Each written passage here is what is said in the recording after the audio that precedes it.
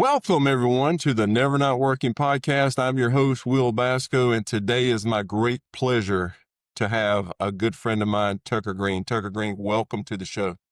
Thanks, Will. Appreciate you having me. I'm excited about this new podcast you launched. Man, it's fun. I know last week we did one with Patrick Lane with Business Modification Group that I know you know pretty well. So it was fun to catch up with him and hear his story of how he got to the place where he's at, which was baffling to me. He started out at Kmart, so it's pretty cool. So a little bit about this show to make sure everybody watching knows what this show is about. It's about connection. It's about finding Tucker's connection of if you want to connect with Tucker and his affiliation of CAG, or if you want to figure out how to get some really good Georgia tickets because Tucker knows everybody in Athens. No, that's that. I better not say that. There'll be. Yeah, don't let that out of the bag. No. So, I will be remiss if I did say, I thought about it after having Patrick on the show first. He's a Florida Gator when I could have had you and had the Georgia thing. So, but either way, that's right. We'll figure it out. So that's the only thing wrong with Patrick. Amen. And I said that, on the show, which is good. So, but man, so thanks a lot for being on here. So a little bit, what we like to do is we like to dive in to learn a little bit about Tucker Green, where you're from, how you ended up where you're at today, and then go down the road of trying to figure out who you want to connect with. So I'll open the show up. One, Tucker is the Executive Director of CAG, which is the Conditioned Air Association of Georgia. We'll talk about that a little bit, how you got there. So Tucker, a little bit about yourself. Where'd you grow up? Where'd you go to high school? I know you're a Georgia fan. You went to Georgia. Tell us a little bit about Tucker Green. Yeah, absolutely. So I grew up in North Georgia, Pickens County. Jasper is our county seat. I don't actually live in the city limits. I kind of live in unincorporated Pickens County. That's where I grew up, and it's where I still live today, just down the road from my parents and grandparents. We kind of lived on a family compound. We call it a farm. We didn't have any farm animals. We did a lot of hay production and grew a few vegetables here and there, but nothing crazy. Loved where I grew up. Went to public school, K through 12, right here in Pickens County, Georgia. Then, for whatever reason, my whole life from the time I was a little boy, I wanted to go to the University of Georgia. There was never a question in my mind. I'm not a legacy student. I was the first in my family to go to college. So nobody in my family had been to Georgia, but of course I'm a big sports guy like you, Will. And I guess that's maybe what it was, just watching football as a kid and things like that. And to me, it was just, that's where I wanted to go. That's what I wanted to be a part of. So after I graduated from Pickens High School, I did move over to Athens, did end up going to the University of Georgia and graduated over there I was at first a business management major. I knew I wanted to do something in business. I thought I had, entrepreneurial spirit. I grew up in a family business, heating and air business, actually, which I'm sure we'll talk about here in a minute. That was kind of my path to CAG. But, I didn't know if I wanted to go in the family business or something, but I thought that's what I wanted to do. At the same time, I also had always had an interest in politics. And from the time I was very little, I had an interest in politics and government. And again, I don't know why that is either. I don't come from a family of politicians or anything like that.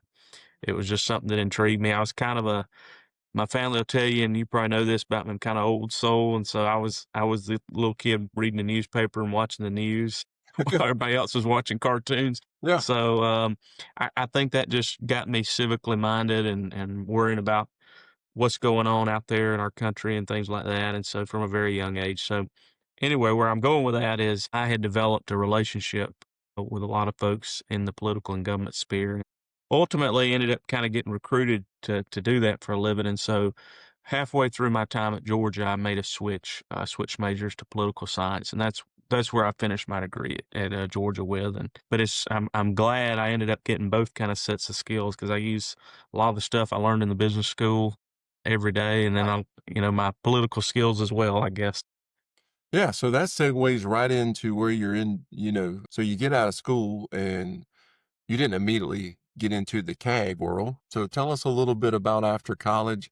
Did you go into the political space? I know I see you in the Capitol all the time. So I think you and Governor Kemp are best friends. I think y'all go on vacation a lot. he's done a great job for us, and of course his time's coming to an end. So we got a big election coming up next year. But yeah, no, good question. I actually I'll backtrack a little while I'm still in college. I ended up being encouraged to run for the school board in Pickens County, my home county, while I was still at Georgia. And I ended up, I ran for office and ended up getting elected. So I won. I faced a two-term incumbent, won the race. I was 21 years old at the time. I was the youngest school board member in the state and youngest elected official in our county's history. And I served 4 years. I served a full term on the Pickens County Board of Education. 2 years I served as chairman of the board, and 2 years just as a regular member. But I enjoyed that a lot. It was a very, very tough job. I learned a lot. It was not what I expected at all. I truly had no clue what I was getting into. Well, Um, I'm sure you had a good insight of being that you didn't have children, where I'm sure a lot of people on the board probably had children that have gone through that school facility or had some vetting interest in there. So it was probably good for them to hear, hey, this is just a guy from our that went through this school board, that understood the school, that really loves the school, yeah, the Board of Education there. So it's it's a really cool story there. Yeah, it's funny you say that, bring that up because that was the thing I would hear all the time. I remember when I was running, people would be like, "Well, you don't have kids," and I'm like, "Well, what does that have to do with me being on the school board?" But I guess it is kind of the default is usually people that are interested in that have a direct interest in, and Sure. and that's usually, I guess, the motivating factor. So I was kind of unique in that, but yeah, I definitely brought a different perspective. I was a product of the system. I was a young guy. I didn't have any kids. I didn't have any direct interest at the time in anybody that was going through the system. So I think I brought a unique perspective, and I learned a lot. Very, very grateful for my time and the opportunity the people of Pickens County gave me to serve those 4 years. So that kind of definitely elevated my involvement in politics. From that, of course, I got started meeting a lot of folks, even statewide, other school board members, other elected officials, going to conferences, going to conventions, and making a lot of new connections and things like that. And I ended up going to work too for our county commission.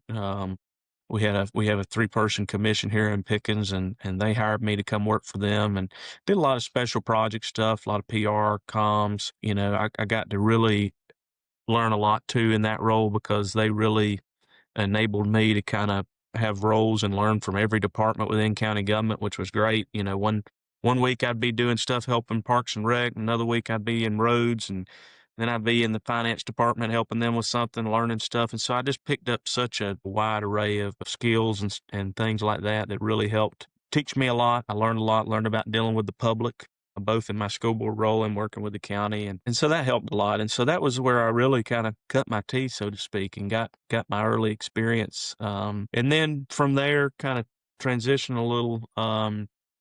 Bruce Widener, who was my predecessor at CAG, he was the founding executive director of CAG. And I had known Bruce most of my life because of my family's connection in the industry and with CAG. And Bruce, I'm assuming, he's never just clearly told me, but I'm assuming he was seeing the things I was doing politically and getting involved. And he was kind of looking for a succession plan, somebody to hire and train and bring on.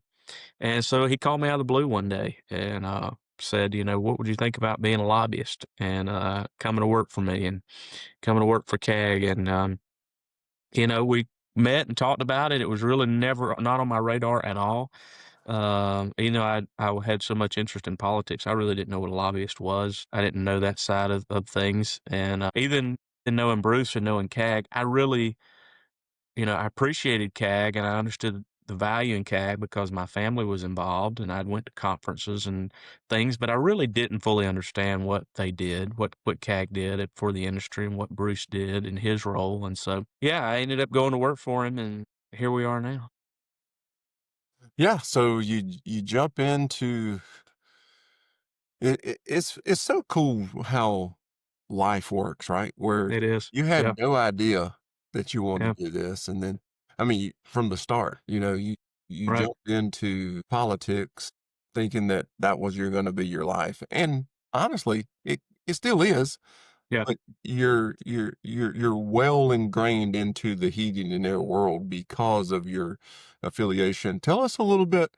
So you said that your family was in the industry for heating and air. So tell me just a little bit about that. Yeah, it really is just a full circle moment.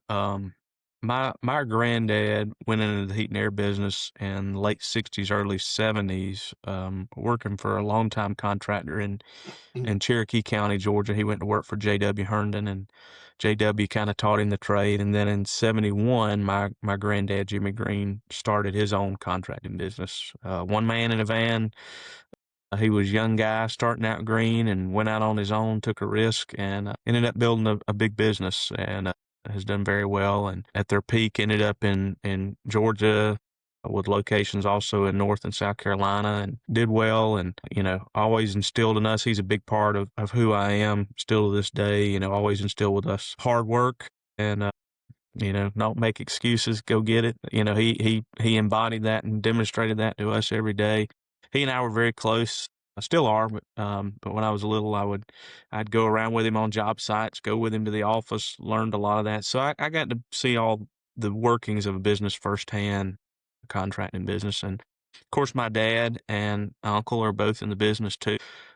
They both were on the contractor side for a long time. My granddad ended up selling the business a few years ago, and he's kind of retired. He's really not. He still works Yeah. every day, but Those people never retire. they never retire. He can't stop working, but he's not officially a contractor owner anymore. But my uncle runs the business, and my dad actually made a switch last year. He's on the distribution side now, so he did a little change up after a lot of years on the contractor side. So yeah, I mean, it's been in our DNA. I grew up. I joke and say I've eaten a lot of meals off of heating and air conditioning because Amen.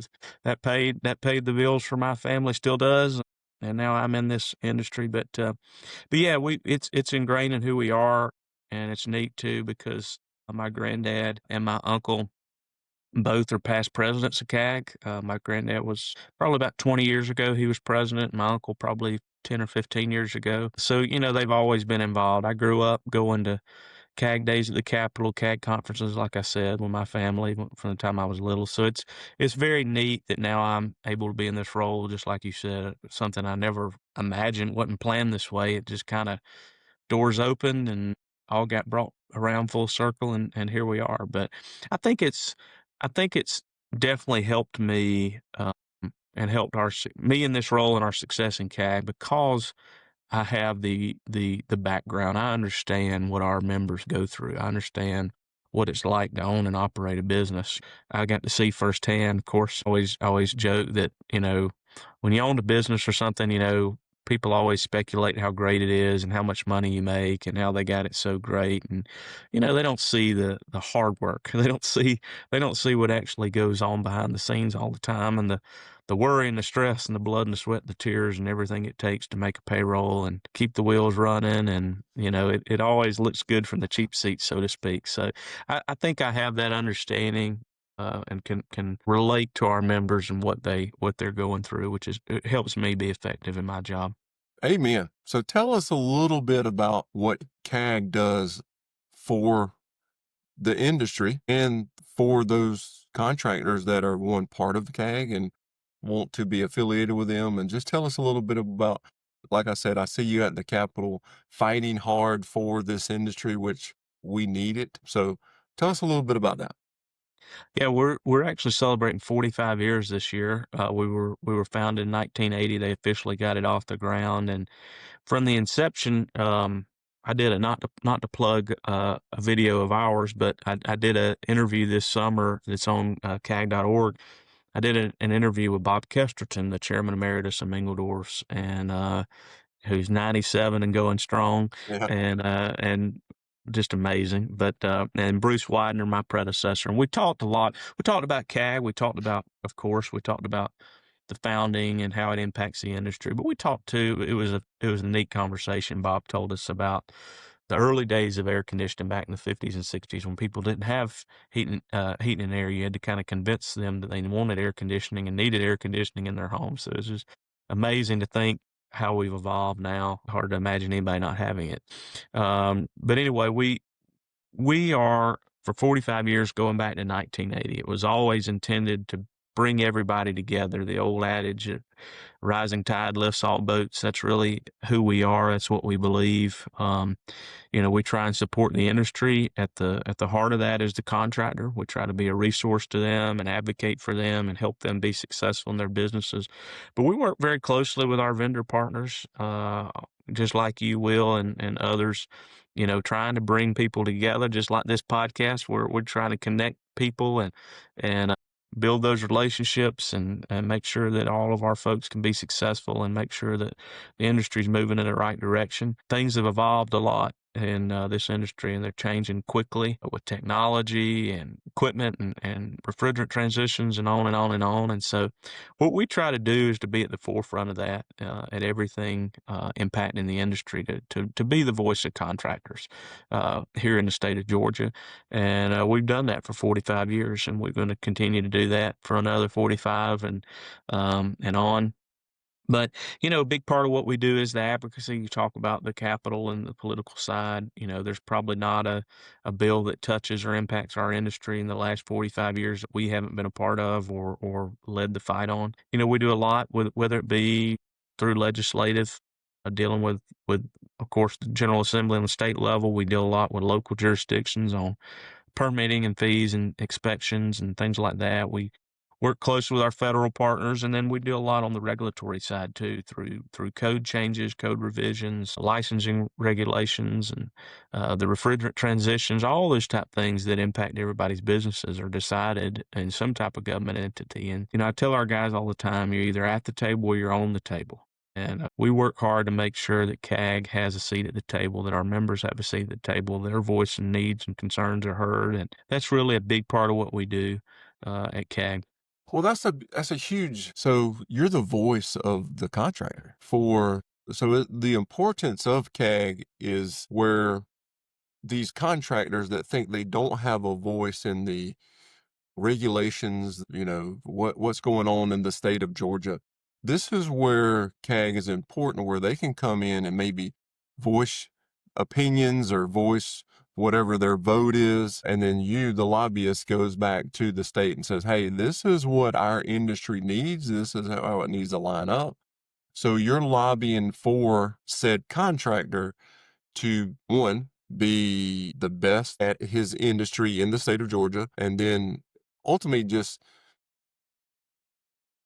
being the person or the company correspondence or speaker of the two. So you could come back and you're ultimately working for the state too, where you're coming back and say, hey guys, this is the way this is built.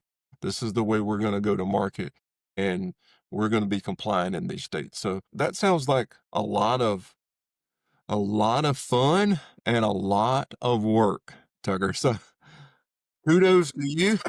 It is. It is. I love what I do, and we do get to have a lot of fun and meet a lot of folks and make a lot of connections. I was just all over South Georgia this week meeting with contractors, and but it's a lot of tedious work. It's a lot of making sure we're staying on top of everything that's going on at every level and every agency and every government body. It can be a lot, on top of all the other benefits we offer our members and planning our events and conferences.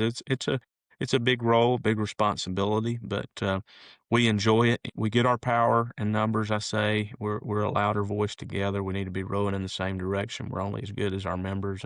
Yeah. So we get a lot of support, and we got a great leadership too. Our CAG board of directors is made up of contractors, and we do have some supplier reps.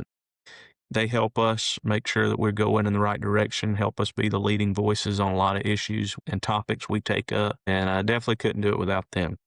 Yeah. What do you see the biggest challenges in the heating and air space for the state of Georgia? Well, that's a great question. I see a few, I see a few challenges. I see, the market's evolving, obviously, even from a contractor standpoint. We're seeing a lot of, first of all, majority of contractors are over the age of 60. So we have an aging group. I don't have the exact statistics in front of me, but I know it's a majority. Um, That's something. And so it's kind of the perfect storm as we see in private equity making such a big push into this industry at the same time that a lot of guys are looking for an exit because of their age. They're just not in a position to work the hours and do manage a business like they once were, and they need a retirement plan. And so you know while that's not necessarily a negative in itself, I just think it is going to be a change as we see a lot more consolidation of certain companies. And I think that, we have some private equity partners at CAG that have bought up companies, and they're good partners. I don't have anything against it. I just think it's a different business model than a lot of other contractors. And so that's going to be a change to see how all that evolves. Do we get in a place where we kind of drive out those mid-sized company contractors into where you really only have big consolidated companies and then maybe a few small operators? Does it evolve that way? I don't know. I hear some people speculate that is where we're headed. There's speculation about how the success or non-success of these consolidations and PEs will go. And, time will tell on all that.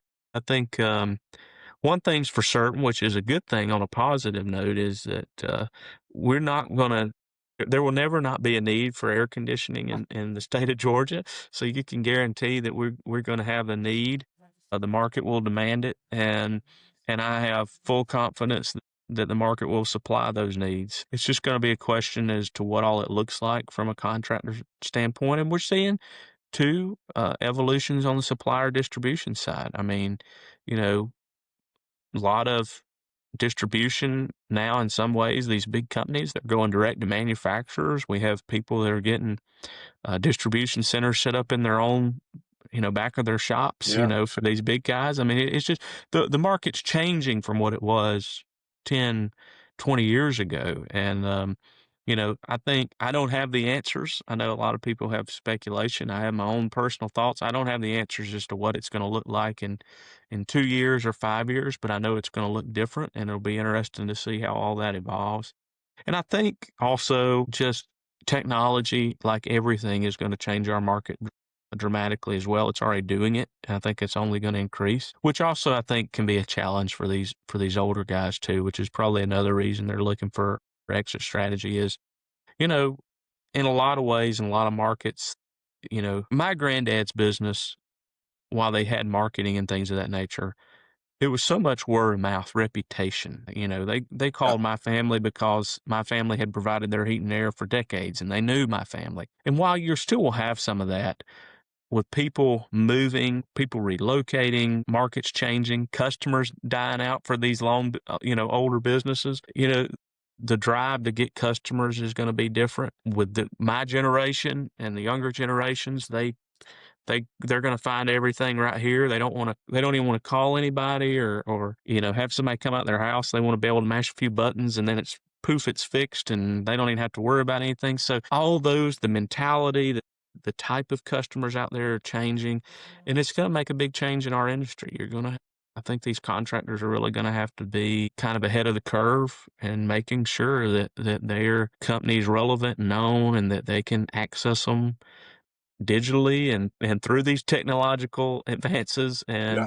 and which is different than the old school way of doing business. Yeah. No beer can cold anymore, right? So That's right. it is, That's right. it's literally, and and I see it, on the finance side of people just, the old school people just didn't embrace financing because Yeah. everybody just thought they had money. And now, like you said, with the industry changing and the prices going up, and the average system is not $3,000 anymore, it's 12 to 15.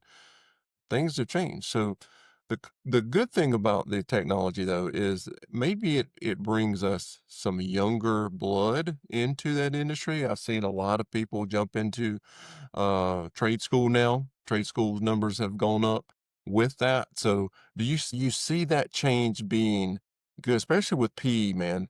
Who knows what PE is going to do tomorrow? Private equity could come in and say, "Hey, we're selling all this stuff tomorrow. We made our money and we're out of here." Maybe I don't see that happening, but it could. What do you see in the industry for the future? For, like you said, technology is key. Well, 65-year-old or 51-year-old Will ain't real keen on technology. Yeah. Because it's a challenge and it's learning something new. What do you see? Do you see that going full force with younger group maybe coming in and us challenging them? Hey, you need to come in here and show us how to do this. Yeah, that's a great question. And I try to be an optimist. I try and always see the positive. I don't think it does any good. We need to talk about the challenges we have, but I mean, it would be very easy to be negative all day, every day. I Sure. try to look at the positives. And to your point, I think there are positives. I was at a training just on the technology piece. I got to attend a training this week down in South Georgia that Honeywell was hosting alongside Sheer Supply. And, they were unveiling new thermostats. And one of the things they talked about was that these technicians are going to be able to program these thermostats from their phone. Everything's going to be high tech and it'll make it easier for consumers, but it also is going to make it easier on these techs. And that's just one example of how it can be on a positive side more of a recruiting tool, more of a benefit for young people, my generation, to come into the workforce where maybe they're not as skilled in some of the more technical side as far as traditional HVAC, but they know how to operate their phone and they Yeah. know how to do the high tech stuff. They're good with computers. They're good with their phones. And they can diagnose this stuff and program thermostats and a lot of the skills that maybe those older guys don't have. So I do think it's going to be more appealing to get the next generation into the workforce and to really also enable them to be able to do good work for customers on behalf of the contractors. And yeah, I think one good thing is to a positive I see is there is so many tools and resources at their fingertips that they never had access to before. Sure. And it's just trying to figure out how to leverage that and utilize that, whether it be the financing things like you talk about where it can be so easy. Yeah, in their mind, some of them, they probably think, well, why would anybody want to do that? Why wouldn't they just want to write a check like they've always wrote a check? But again, the new way of doing things is you set up a subscription, you're paying every month and you don't even know what you're being charged, and that can help you with sales. That can help you Yeah. close deals. I mean, on and on and on. So I think there's a lot of positives if companies embrace and utilize it. There's a lot of positives that's going to come out of these technological advancements. And like I said, my outlook for the future is positive on a number of things. I think things will look different. We have to adapt. We have to evolve. That's been Change the or die, right? Change. change or die. That's been the case throughout history. And I mean, that's what I think our industry is facing. But as far as how this industry is going to be in the future, like I said, the demand's never going to go away. I think our contractors will adapt. They're going to find new solutions and they're going to embrace this. Georgia's a growing state. It's a great state to do business. We got a housing shortage. We're seeing the demand for housing continues to increase on the residential side. I think the commercial side has had a very strong year, which is great. So I think there's a lot of positives to look at too out there. Yeah, absolutely. So great, great, great history of how you got to where you are. So I wanna every show I always do a I know a guy segment. So who do you need to know business wise? Who are you looking for to connect with on the CAG side? And then we're going to get into who do you want to connect with personally? Like Patrick Lane, he wants to connect with all the buyers and sellers on the last episode. Yeah, And I've just found out he wants to connect with some peanut farmers down in South Georgia, which hey, I'm from South Georgia. I know a lot of peanut farmers. So we're right. we're gonna figure that out. So my goal here is to connect people with people. That's my superpower. That's what I keep hearing people say, man, you're really good at this. So I want to build a chain link where down that down that link I can say, hey, Tucker Green knows a guy that does this. So tell me a little bit on the CAG side, who you're trying to find and then we're going to go to the personal side as well. On the CAG side, I want to get to know contractors out there who are not a part of CAG. Maybe they've heard of us, maybe they haven't. Maybe they have no clue who we are, who I am, or what we do. But if you're doing business in the state of Georgia, I want to get to know you. I want to know what your needs are. I want to know about your business. I want to know where you're at. And I want you to be a part of this group, this great network, this great fraternity of people who are all in the same boat, trying to accomplish the same things. And we want you to be a part of that. We want to help you. And we want to be, we want to get help from you too. How we can do better, and how, we want your feedback. We want to know what you're experiencing in your market. And so that's for me, number one. I'm always looking, I'm always amazed at the CAG contractors out there who don't know about CAG or are not a part of CAG. We need you, and I'm out there looking for you. And it's not just residential. It's residential, Yeah, commercial, industrial. It's any absolutely. person that's doing refrigeration, any kind of aspect that falls into that category, correct? Yes, sir. And we represent everybody from one man in a van to the biggest guys in the market and everybody in between. And we want to. I think that's one of the positive of us. The big guys learn things from the smaller guys learn things from the bigger guys. We're all better and stronger together. So we want any and all. Okay. And you guys do a really good annual event. Last year we did it in Athens, which was phenomenal. Don't know if you can say where it's going to have it, or you have I it now. can. I can. We can unveil it. We'll be in Savannah, back in Savannah on the Okay. coast, April 9th through the 11th. So we'd Okay. love to have y'all down on River Street with us. Well, perfect. I can't wait to be there. I know this. You guys, like I said, that show brings a lot of information. You guys have vendors come in and have a little trade show there, so you learn stuff. Like we said earlier, change is coming. Either you get It on is. board or you don't. So come listen. Reach out to Tucker. Get to be a part of CAG, so you can learn all these industries, and they can hold your hand while you're doing it and help you along the way. So personally, who do you want to connect with? It can't be Kirby Smart. I already know you got his personal cell phone number. Right, right. Well, that's a great question. That's a great, great question. Do I have to give one answer? Can I do multiple? Oh, you can do a bunch of answers. I will say this, of course, politically, I'm always looking. One, I'm a political nerd and a political junkie, and I'm always looking to make more connections. But I also am always working to try and see how can we leverage relationships to make connections, to help our members, to help the work we're doing. I got a lot of ideas on different things we could be doing on workforce development as a country, and other things, embracing technology and inspiring the next generation, on and on and on. So I would love to somehow be able to connect with somebody in the current administration, President Trump, Vice President Vance, somebody in their cabinet, or upper echelon, just to be able to bend their ear. I'd love to have that connection and share about some thoughts, ideas I have, and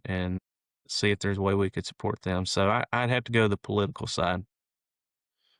Well, not a problem. I don't know Trump. I know of him.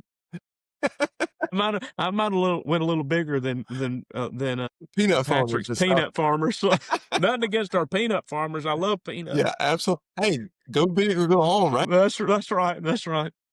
We're gonna see how you can do on this connection. Well, hey, you never know. The next guy That's I right. have on might know JD Vance personally. That's right. Never know. That's right. Well, man, any parting words you want to say? What? Tell us a little. Where can anybody that's watching this find CAG? How does the membership work? What does it look like? Is there an annual fee? Well, just tell us a little bit about that, just to get that word out. Yeah, thanks for the opportunity. So anybody can go to CAAG.org. That's CAAG.org.